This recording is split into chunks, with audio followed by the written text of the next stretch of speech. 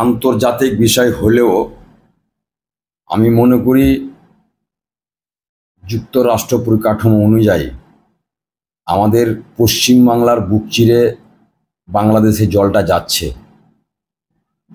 যখন আমাদের জলের প্রয়োজন তখন আমরা জলটা পাচ্ছি না, এবং বর্ষাকালে এমনভাবে জলটা ছেড়ে দেওয়া হয় তাতে আপনার সেই মালদার মানিকচক ভূতনি থেকে নিয়ে বৈষ্ণবনগর বিধানসভা এবং ফারাক্কা শামশেরগঞ্জ সুতি কিছু এলাকা ব্যারেজ একাধারে যেরকম মানুষের উত্তরবঙ্গর সঙ্গে যে আমাদের দক্ষিণবঙ্গের একটা মেলবন্ধন হয়েছে আর কি, তার সাথে সাথে কিন্তু আমাদের একটা অভিশাপও দাঁড়িয়েছে। কারণ ব্যারেজের যে দায়িত্ব কর্তব্য রক্ষণাবেক্ষণ করার, সেই দায়িত্ব কিন্তু পালন করছে না। এক সাইডে পলি পড়ে যাওয়ার কারণে আমাদের ধুলিয়ান শহর থেকে নিয়ে ফারাক্কা থেকে নিয়ে যে রক্ষণাবেক্ষণ করা দরকার ব্যারেজের, সেটা করছে না। এবং জল চুক্তিটা যে করেছে 2026 পর্যন্তই ছিল চুক্তি আর কি, তার আগেই চুক্তিটা হয়েছে। এখানে আমি মনে করি আমাদের রাজ্য সরকার মমতা ব্যানার্জিকে এই চুক্তিতে রাখা জরুরি ছিল। কারণ এখানে নদী ভাঙনে যে আমাদের রাজ্য সরকারের ভূমিকা, এই ব্যারেজের কারণে লক্ষ লক্ষ মানুষ ঘর বাড়ি ছাড়া ভিটামাটি নদীর গর্ভে চলে যাচ্ছে।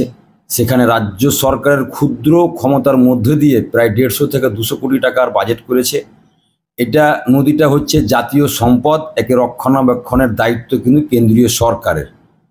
এই যখনই আমরা কোনো আন্দোলন করি, চিঠি চাপটা করি, বা যখন এই ব্যারেজ হয় তখন কিন্তু বাংলাকে একটা টাকা দেবো বলেছিল, সেই টাকাটাও এখন পর্যন্ত দিচ্ছে না। এবং এই নদীটাকে ড্রেনিং করা দরকার, পরিষ্কার পরিচ্ছন্ন করা, তাহলে জলটা বেয়ে চলে যাবে আর কি। তা আমাদের রাজ্য সরকারকে না জানিয়ে অন্ধকারে রেখে আমরা আপনাদের মাধ্যমে শুনলাম আর কি, চুক্তি হয়েছে 26 শেষ হলে আবার বাংলাদেশকে জল দেওয়া হবে। এইখানে আমাদের রাজ্য সরকারের প্রতিনিধি বা আমাদের মুখ্যমন্ত্রীকে ডাকলে আমরা খুব ভালো হতাম। কারণ এখানকার জ্বলন্ত উদাহরণ যারা আমরা ক্ষতিগ্রস্ত হচ্ছি, এখানকার ব্যাপারটা কেন্দ্রে বসে তার পারবে না। কারণ আমাদের ভিটামাটি যাচ্ছে, তাদের লাইবিলিটি, তাদের দায়িত্বভার আমাদেরকে নিতে হচ্ছে। এইখানে যদি আমাদেরকে রাজ্য থেকে আমাদের পারমিশন দেয়, তাহলে আমরা বৃহত্তর আন্দোলনে আমরা ফারাক্কা ব্যারেজের বিরুদ্ধে করতে পারবো, জনগণের স্বার্থে আর কি। দুটো ডিস্ট্রিক্ট মিলিয়ে মালদা ডিস্ট্রিক্ট এবং মুর্শিদাবাদের সবগুলোই প্রায় এমএলএ, সভাধিপতি, জেলা পরিষদের সবগুলো বছর খানেক আগে ডেপুটেশন দিয়েছিলাম। এরা সবসময় অজুহাত দেখাচ্ছে দিল্লি দিল্লি দিল্লি। আমাদের ফারাক্কার ভৌগোলিক অবস্থানটা দেখবেন, ওনারা এমনভাবে জায়গাগুলো নিচ্ছে যেখানে আমরা রাস্তাঘাটগুলো করব না, এবং আমাদেরকে করতেও দিচ্ছে না, এনওসি দিচ্ছে না। এখানে একটা সাব স্টেশন করার জন্য, ইলেকট্রিক সাব স্টেশন করার জন্য, বা একটা ভালো কলেজ করার জন্য, এই ভৌগোলিক অবস্থানটা ফারাক্কা ব্যারেজ হওয়ার কারণে আমাদের করছে না, সেন্ট্রালি কিছু করছে না আর কি। তার জন্য আমরা আন্দোলন করেছি। এদের আমরা আবার আন্দোলনমুখী হব, আন্দোলন ছাড়া এরা বুঝবে না আর কি। আমাদের রূপরেখা আমাদের রাজ্য থেকে যদি ঠিক করে দেয়, তাই সেই হিসেবে আমরা কিন্তু এই ফারাক্কা ব্যারেজকে চেপে ধরব জনসাধারণের স্বার্থে, মানুষের ঊর্ধ্বে কিছুই নয়।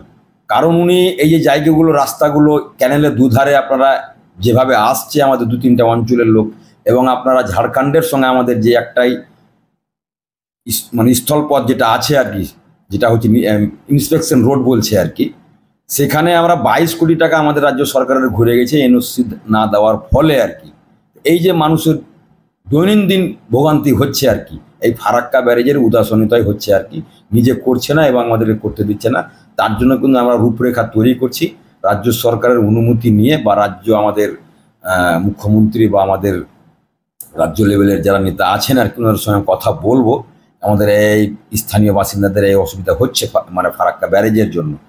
হয় ব্যারেজ জায়গাগুলো, যে অবশিষ্ট জায়গাগুলো বেকার ফেলে রেখেছে, হয় রাজ্য সরকারকে হস্তান্তর করবে, আর না হলে কেন্দ্রীয় সরকার কিছু করুক। আমরা চাই কি কিছু মানুষের জন্য হোক আর কি।